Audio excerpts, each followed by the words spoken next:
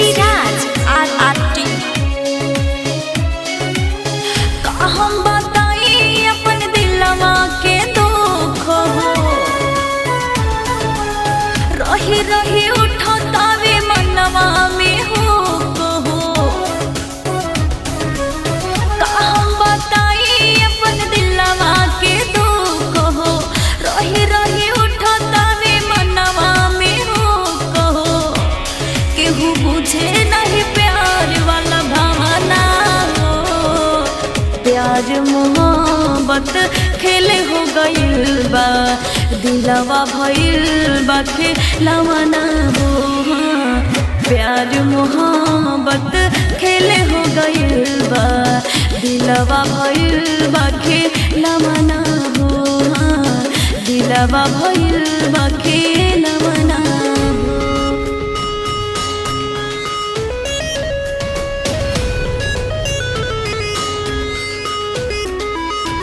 Recording by RRT Digital Recording Studio, Chhadadanu।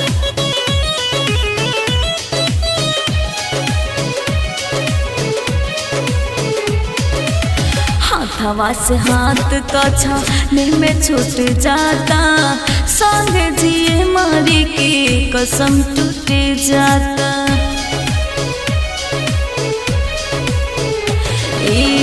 हाथवा से हाथ का छाने में छूट जाता, संगे जिए मारी की कसम टूट जाता। अब दिल से ना प्यार होता, यही चलते धोखा होता।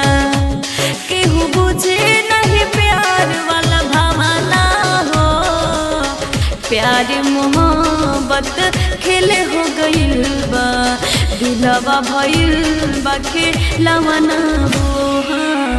प्यार मोहब्बत खेले हो गइल बा, दिलवा भइल बा खेलवाना हो।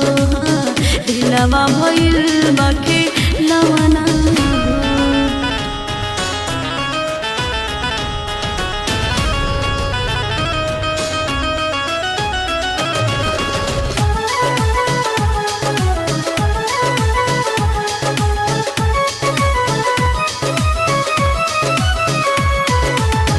प्यार मोहब्बत हवे इबादत, सच्चा स्नेहिया के बुरा होला हालत।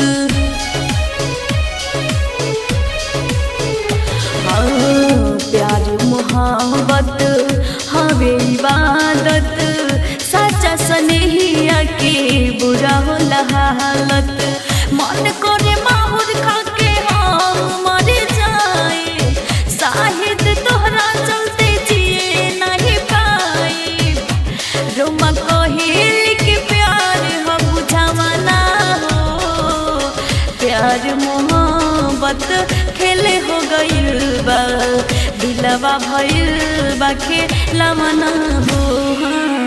प्यार मोहब्बत खेले हो गइल बा, दिलवा भइल बा खेलवाना हो।